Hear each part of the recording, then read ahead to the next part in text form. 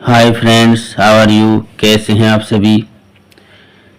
अपने 10,000 question GK की video का ये तीसरा पार्ट लेकर मैं उपस्थित हुआ हूँ।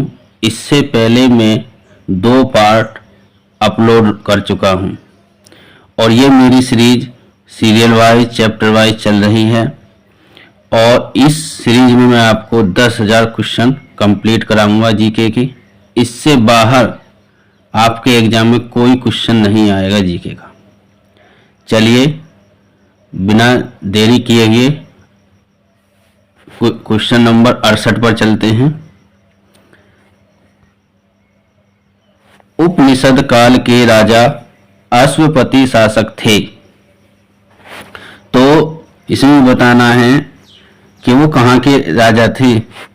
तो इसका जो करेक्ट आंसर है वो है बी, केकई के। चलिए नेक्स्ट क्वेश्चन पर चलते हैं। अगला क्वेश्चन है, आरंभिक वैदिक साहित्य में सर्वाधिक वर्णित नदी है, यानी कि सबसे ज्यादा किस नदी का वर्णन किया गया है आरंभिक वैदिक साहित्य में। तो इस क्वेश्चन का जो करेक्ट आंसर है वो है ए, सिंधु नदी का। नेक्स्ट क्वेश्चन, वैदिक नदी अस्कनी की पहचान निम्नलिखित नदियों में से किसी एक के साथ की जाती है, यानी कि जो वैदिक नदी अस्कनी है उसे किस नाम से जाना जाता है, दूसरे नाम से। तो इसका जो करेक्ट आंसर है वो है सी, चेनाब नदी। चेनाब नदी को ही वैदिक काल में अस्कनी के नाम से जाना जाता था। चलिए अगले क्वेश्चन में चलते हैं। ऋग्वेद में निम्नलिखित किन नदियों का उल्लेख अफगानिस्तान के साथ आर्यों के संबंध का सूचक है। तो इस क्वेश्चन का जो करेक्ट आंसर है वो है बी, कुबहा किरमू। नेक्स्ट क्वेश्चन, वैदिक नदी कुबहा का स्थान कहाँ निर्धारित होना चाहिए, यानी ये कहाँ पर बहती थी वैदिक नदी कुबहा। मैं अभी पीछे बता चुका हूँ आपको। तो ये बहती थी अफगानिस्तान में। नेक्स्ट क्वेश्चन है, निम्नलिखित में कौन सी वह ब्रह्म वाहिनी थी जिसने कुछ वेद मंत्रों की रचना की थी। तो किस, यानी कि कौन सी वह ब्रह्म वाहिनी थी जिसने कुछ वेद मंत्रों की रचना की है। तो इसका करेक्ट आंसर है ए, लोपामुद्रा।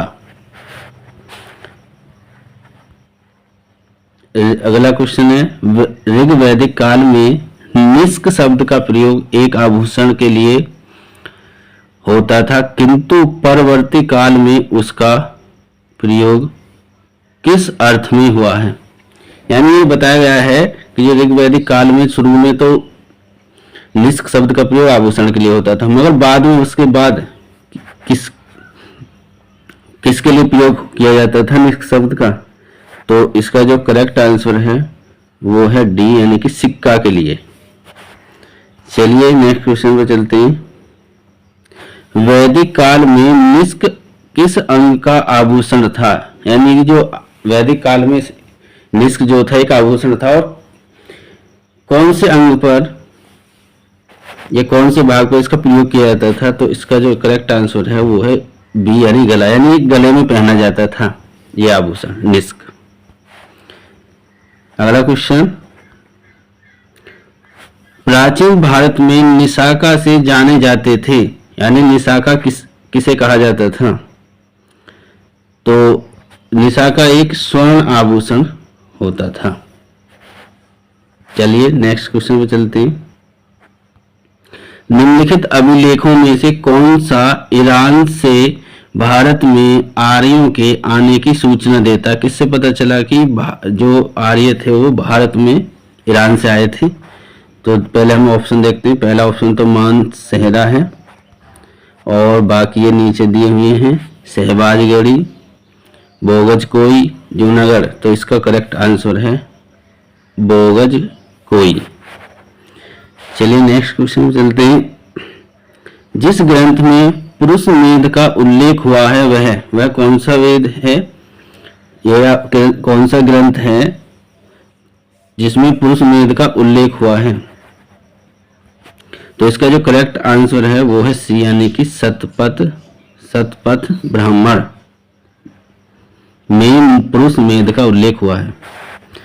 नेक्स्ट क्वेश्चन है, उत्तर वैदिक काल में निम्नलिखित में से किनको आर्य संस्कृति का धुर समझा जाता था? तो इसका जो करेक्ट आंसर है वो है मगध और अंग को। चलिए नेक्स्ट क्वेश्चन चलते हैं। गोत्र शब्द का प्रयोग सर्वप्रथम हुआ है। मोस्ट इंपोर्टेंट क्वेश्चन है, और मेरी ये जो सीरीज चल रही है मैं आपको इसमें मोस्ट इंपोर्टेंट क्वेश्चन करा रहा हूं, और ये आपके एग्जाम में पूछे गए भी हैं, पूछे जाएंगे भी। तो इस क्वेश्चन का यानी गोत्र शब्द का प्रयोग सर्वप्रथम हुआ था किसमें हुआ? गोत्र शब्द का प्रयोग सबसे पहले जो गोत्र शब्द है, तो इसका जो करेक्ट आंसर है वो है ऋग्वेद। ऋग्वेद में गोत्र शब्द का प्रयोग सर्वप्रथम हुआ था। नेक्स्ट क्वेश्चन है, पूर्व वैदिक आर्यों का धर्म प्रमुख था, यानी कि उनका जो प्रमुख धर्म क्या था? उनका धर्म था कि वो प्रकृति की पूजा करते थे और यज्ञ करते थे। ये यक्ष नहीं है, ये यज्ञ है। चलिए अगले क्वेश्चन पे चलते हैं। ऋग्वेद काल में जनता निम्न में से मुख्यतया किसमें विश्वास करती थी? जो ऋग्वेद काल में जनता मुख्यतः किसमें विश्वास ज्यादा करती थी? तो ऑप्शन देखते हैं कि मूर्ति पूजा, देवी पूजा, एक ईश्वरवाद या बलि एवं कर्मकांड। तो इसका करेक्ट आंसर जो है वो डी है, बलि एवं कर्मकांड में विश्वास करते थे। चलिए आगे अगला क्वेश्चन है, प्रसिद्ध 10 राजाओं का युद्ध किस नदी के तट पर लड़ा गया? ये भी मोस्ट इंपोर्टेंट क्वेश्चन है, ये कई बार पूछा गया है पिछली परीक्षाओं में। तो इसका जो करेक्ट आंसर है वो है डी, परुष्णी। चलिए नेक्स्ट क्वेश्चन पे चलते हैं। निम्न में से किस नदी को ऋग्वेद में मातेत्म, देवीत्म, नदीत्म संबोधित किया गया, यानी इन नामों से जाना जाता था ऋग्वेद में? वो कौन सी नदी है? तो वो नदी है सरस्वती नदी। सरस्वती नदी को ऋग्वेद में मातेत्वा, देवीत्मा और नदीत्मा कहा गया है। चलिए आगे चलते हैं। उस जनजाति का नाम बतलाइए जो ऋग्वैदिक आर्यों के पंचजन से संबंधित नहीं है, यानी उस जनजाति का नाम इसमें छांटना जो ऋग्वेद आर्यों के पंचजन से संबंधित नहीं है। बाकी 3 संबंधित है, तो ये संबंधित नहीं है, यानी कि डी किक्कट संबंधित है। बाकी यदु है, तुर्वस, पुरुष, ये सब पंचजन से संबंधित है। चलिए नेक्स्ट क्वेश्चन चलते हैं। प्राचीन काल में आर्यों की जीविकोपार्जन का मुख्य साधन क्या था? तो इसका जो करेक्ट आंसर है वो शिकार था। वो शिकार किया करते थे, उसी से जीविका उपार्जन कमाते थे, यानी भरण पोषण करते थे। आगे है 87वां क्वेश्चन। ऋग्वेद में उल्लिखित यव शब्द किस कृषि उत्पाद हेतु प्रयोग किया गया है? यानी कि यव जो शब्द था वो किसके लिए प्रयोग किया जाता था? तो मोस्ट इंपोर्टेंट क्वेश्चन है, ये भी कई परीक्षाओं में पूछा गया है। जौ, यानी यव का अर्थ जो ही होता है, जौ। अगला क्वेश्चन है, वैदिक युग में प्रचलित लोकप्रिय शासन प्रणाली थी? तो इस क्वेश्चन का जो करेक्ट आंसर है वो है डी, वंश परंपरागत राजतंत्र। चलिए नेक्स्ट क्वेश्चन चलते हैं। गांवों के नहीं, ये ऑप्शन है, क्वेश्चन है ये, वैदिक युगीन सभा, अब ये पूरा करना है सेंटेंस। कि गांवों के व्यावसायिक लोगों की संस्था थी, या राज दरबार होता था, या मंत्री परिषद थी, या राज्य के समस्त लोगों की एक राष्ट्रीय सभा थी। यानी कि वैदिक युगीन सभा क्या थी, इसमें ये छांटना। तो इसका जो क्वेश्चन है का आंसर है वो है मंत्री परिषद, यानी वैदिक युगीन सभा जो मंत्री परिषद थी। चलिए नेक्स्ट क्वेश्चन चलते हैं। किस वेद में सभा और समिति को प्रजापति की दो पुत्रियां कहा गया? ये भी बहुत परीक्षाओं में पूछा गया, बहुत सारी परीक्षाओं में। तो इसका जो करेक्ट आंसर है वो है अथर्ववेद में। अथर्ववेद में सभा और समिति को प्रजापति की दो पुत्रियां कहा गया है। अगला क्वेश्चन है, आयुर्वेद अर्थात जीवन का विज्ञान का उल्लेख सर्वप्रथम मिलता है, किसमें मिलता है? तो ये 11वें क्वेश्चन का जो करेक्ट आंसर है, या का भी जो करेक्ट आंसर नीचे दिया हुआ वो है अथर्ववेद। यानी अथर्ववेद में आयुर्वेद अर्थात जीवन का विज्ञान का उल्लेख सर्वप्रथम मिलता है। आगे है अगला क्वेश्चन है, सर्वाधिक ऋग्वैदिक सूक्त समर्पित हैं। यानी सर्वाधिक जो ऋग्वैदिक सूत्र हैं वो किसको समर्पित हैं, किससे संबंधित हैं? तो इस क्वेश्चन का जो करेक्ट आंसर है वो है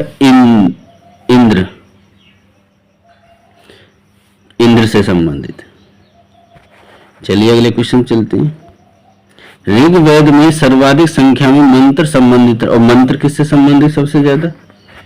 तो वो है अग्नि से संबंधित। यानी इसका करेक्ट आंसर ए है। अगला क्वेश्चन है, निम्नलिखित में से किस ऋग्वेद में युद्ध देवता समझा जाता था? तो इस क्वेश्चन का जो करेक्ट आंसर है वो है इंद्र। इंद्र को ऋग्वेद में युद्ध देवता समझा जाता है। अगला क्वेश्चन, निम्नलिखित में से पूर्व वैदिक आर्यों का सर्वाधिक लोकप्रिय देवता कौन था? यानी सबसे पूर्व वैदिक आर्य जो सबसे ज्यादा किस देवता की पूजा करते थे? तो इस क्वेश्चन का भी करेक्ट आंसर इंद्र है। चलिए आगे चलते हैं। ये भी मोस्ट इंपोर्टेंट क्वेश्चन है, गायत्री मंत्र किस पुस्तक में मिलता है? और ये आपको भी पता होगा। तो इस क्वेश्चन का जो करेक्ट आंसर है वो ऋग्वेद में। ऋग्वेद में गायत्री मंत्र मिलता है या संकलित है। अगला क्वेश्चन है, गायत्री मंत्र की रचना किसने की? ये मोस्ट इंपोर्टेंट क्वेश्चन है। विश्वामित्र ने गायत्री मंत्र की रचना की थी। अगला क्वेश्चन है, और ये क्वेश्चन आपके लिए है, कमेंट्स में करें इसका आंसर क्या है। पुराणों की संख्या है, यानी कितनी पुराणों की संख्या? तो इस क्वेश्चन का आंसर आपको देना है, आपके लिए होमवर्क है ये, और कमेंट्स में टाइप करें कि इसका क्या आंसर है। चलिए 99वें क्वेश्चन पे चलते हैं। श्रीमद् भागवत गीता मौलिक रूप में किस भाषा में लिखी गई थी? तो इसका जो करेक्ट आंसर है वो है ए, यानी संस्कृत में। चलिए इस वीडियो का लास्ट क्वेश्चन है ये, किस काल में अछूत की अवधारणा स्पष्ट रूप से उद्धत हुई है? यानी सबसे पहले अछूत की अवधारणा कहां पर चलती थी, किस काल में चलती थी? तो इस क्वेश्चन का जो करेक्ट आंसर है लास्ट का वो है धर्मशास्त्र के समय में। तो ये मेरी वीडियो आपको कैसी लगी है? Please subscribe my channel, share and like my video. और ये सीरीज आपकी कंटिन्यू जारी रहेगी। बस मेरा मोटिवेशन बढ़ाएं, ज़्यादा से ज़्यादा मेरी वीडियो को शेयर करें और सब्सक्राइब बढ़ाएं, और इससे भी बेहतर आपके सामने जीके की वीडियो लेकर उपस्थित होऊंगा। बस ज़्यादा से ज़्यादा मेरी वीडियो को शेयर करें, लाइक करें, कमेंट्स करें। थैंक्स।